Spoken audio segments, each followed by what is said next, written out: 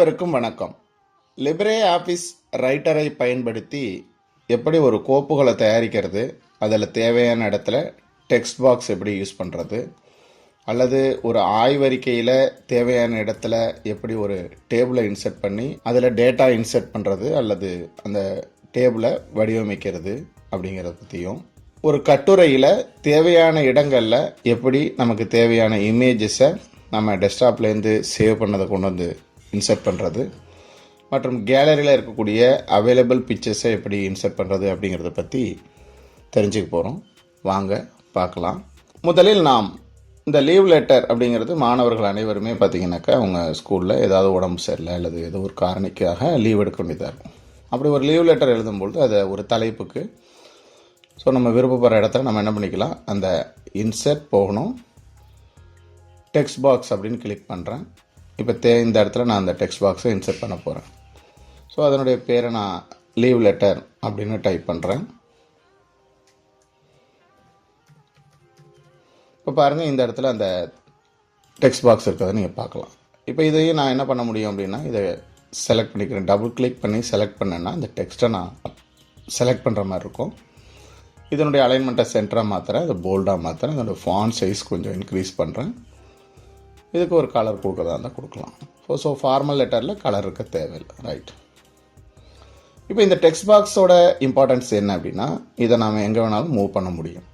இப்போ இதே ஒரு டெக்ஸ்ட்டாக இருந்ததுன்னா அதை நம்ம நினச்ச இடத்துக்கு மூவ் பண்ண முடியாது. ஸ்பேஸ் பாரை வச்சு தான் கொஞ்சம் நகர்த்தலாம் அல்லது லெஃப்ட் ரைட் இண்டெண்டை மாற்றலாம், அவ்வளோதான். பட் நம்ம தேவையான ஒரு இடத்துல தேவையான டெக்ஸ்ட்டை இன்சர்ட் பண்ணுறதுக்கு இந்த டெக்ஸ்ட் பாக்ஸ் யூஸ் ஆகும். அடுத்த யூஸ் கேஸ் அப்படின்னு பார்க்கும்பொழுது, இரண்டாவதாக இப்போ இது ஒரு தாவரங்களின் வளர்ச்சி பாதிப்பை ஏற்படுத்தும் காரணிகள் ஆராய்தல் ஒரு ஆராய்ச்சி அறிக்கை மாணவர்கள் சேர்ந்து செய்கிறீங்க அப்படின்னா, அதில் ஒரு அட்டவணையானது மாணவர்களுக்கு தினசரி அவங்க கண்காணித்தது என்னென்ன நடந்ததுங்கிறத பதிவு செய்யணும்னு ஆசைப்பட்றாங்க. ஒரு டேபிள் தேவைப்படுது.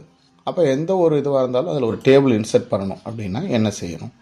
இப்போ இந்த இடத்துல நான் ஒரு டேபிள் இன்சர்ட் பண்ணணும் அப்படின்னா, இங்கே மேலே பார்த்தீங்கன்னா மெனு பாரில் டேபிள்னு ஒரு ஆப்ஷன் இருக்கும். அதை கிளிக் பண்ணும்போது இன்சர்ட் டேபிள்னு முதல் ஆப்ஷன் இருக்கிறத பார்க்கலாம். அதை கிளிக் பண்ணால் அது என்ன கேட்கும், எத்தனை காலம் எத்தனை ரோஸ் வேணும் அப்படின்னு கேட்கும். அப்போ நான் டேபிளில் ஒரு 5 காலம்ஸ் இருக்கட்டும், ஒரு 5 ரோஸ் அல்லது 6 ரோஸ் இருக்கட்டும் நான் கொடுத்துறேன்.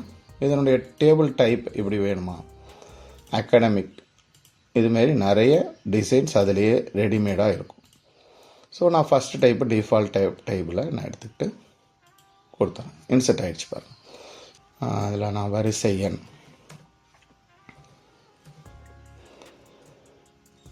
அடுத்தது பெயர், இப்படி விவரங்களை நாம் இங்கே தட்டச்சு செய்து கொள்ளலாம். ரைட். இது டேபிளை இன்சர்ட் பண்ணுறது. இப்போ இந்த டேபிளுக்கான எடிட்டிங் ஆப்ஷன், அதாவது அதை ஃபார்மேட்டிங் பண்ணக்கூடிய அனைத்து விஷயங்களும் இங்கே இருக்கிறத ஸ்க்ரீனில் நீங்கள் பார்க்கலாம். சரி, அடுத்ததாக நாம் மாணவர்களுக்கு போக்குவரத்து உலகத்தை ஆராயுங்கிற ஒரு தலைப்பில் ஒரு கட்டுரை எழுத சொல்கிறோம். இப்போ இதில் தேவையான இமேஜஸ் இணைச்சா இந்த கட்டுரை இன்னும் நல்லா பார்க்குறது நல்லாயிருக்கும். அதனால் இந்த இடத்துல ஒரு இமேஜஸ் இணைக்கணும் அப்படின்னு ஆசைப்படும் போது நான் டெஸ்க்டாப்பில் ஆல்ரெடி வச்சுருக்கிறேன் ஒரு இமேஜை எப்படி இன்சர்ட் பண்ணுறதுன்னு பார்ப்போம். முதல்ல இன்சர்ட்டுங்கிறத கிளிக் பண்ணுறேன், இமேஜ் அப்படின்னு கிளிக் பண்ணுறேன். அது நாம் எங்கே சேவ் பண்ணியிருக்கோம், இப்போ டெஸ்க்டாப்பில் நான் ஒரு இமேஜ் வச்சுருக்கேன். அந்த இமேஜ் தேவையான இடத்துக்கு நீங்கள் சேமித்து வச்சுருக்க இடத்துக்கு போயிட்டு அதில் ஒரு கிளிக் பண்ணி ஓப்பன் அப்படின்னு கொடுத்தோன்னே இந்த இமேஜ் பாருங்கள் அழகாக இந்த இடத்துல வந்திருக்கிறத பார்க்கலாம். இப்போ இந்த இமேஜினுடைய சைஸை நான் சின்னதாக்கணும் அப்படின்னு சொன்னால், இப்போ இந்த இடத்துல நமக்கு டபுள் ஹெட்டட் ஆரோ வருது. இது அந்த படத்தினுடைய டைமென்ஷனை ரேஷியோவை மாற்றிடும். முடிஞ்ச அளவு இந்த கார்னரில் போனீங்கன்னா அந்த பாயிண்ட்ஸ் மொத்தம் பார்த்திங்கன்னா ஒரு பிக்சர்ஸ்க்கு 9 பாயிண்ட்ஸ் இருக்கும். அந்த டாட்டா அதில் ஒரு ரைட் சைடில் இல்லை, இந்த கார்னர் ஏதோ ஒரு கார்னரில் போயிட்டிங்கன்னா டபுள் ஹெட்டட் ஆரோ வரும். அப்போ அந்த மவுஸை கிளிக் பண்ணி அப்படியே ட்ராக் பண்ணோம்னா சின்னதாக மாறும். அதையே கொஞ்சம் ட்ராக் பண்ணிங்கன்னா பெருசாக மாறும். நமக்கு தேவையான அளவுக்கு ஏற்றாப்புல நாம் இந்த பிக்சர்ஸை அடுத்ததாக நாம் வேறு ஏதாவது பிக்சர்ஸ், இப்போ நான் உதாரணத்துக்கு இப்போ தரைவழி போக்குவரத்து என்பதற்கு ஒரு பிக்சர் நான் இன்சர்ட் பண்ணணும். இப்போ இதில் ஒரு கார் சிம்பிள் இருக்குது. இங்கே பார்த்தீங்கன்னா கேலரின்னு ஒரு ஆப்ஷன் இருக்கும் இந்த சைட் பாரில்.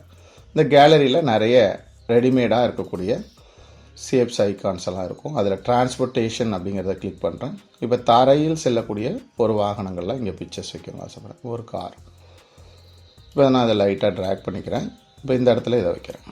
இப்படி நம்ம தேவையான இடங்களில் தேவையான பிக்சர்ஸை வைக்கிறதுக்கும் இந்த லிப்ரியாஃபிஸ் ரைட்டரை வைக்கும் பொழுது இந்த டாக்குமெண்ட் ஆனது மிகவும் பார்ப்பதற்கு அழகாகவும் பல தரவுகளையும் பல விபரங்களையும் கொண்டிருக்கும். என்ன மாணவர்களே, இப்பொழுது நாம் ஒரு லிப்ரியாஃபிஸ் ரைட்டர் டாக்குமெண்ட்ஸில் எப்படி ஒரு டெக்ஸ்ட் பாக்ஸ் இன்சர்ட் பண்ணுறது, ஒரு இமேஜ் எப்படி இன்சர்ட் பண்ணுறது, ஒரு டேபிள் எப்படி இன்சர்ட் பண்ணுறது அப்படிங்கிறத பற்றி தெரிஞ்சுக்கிட்டோம். நீங்களும் இதை பயன்படுத்தி மிக சிறப்பாக தயாரிக்க வாழ்த்துக்களை தெரிவித்துக் கொள்கிறேன். நன்றி, வணக்கம்.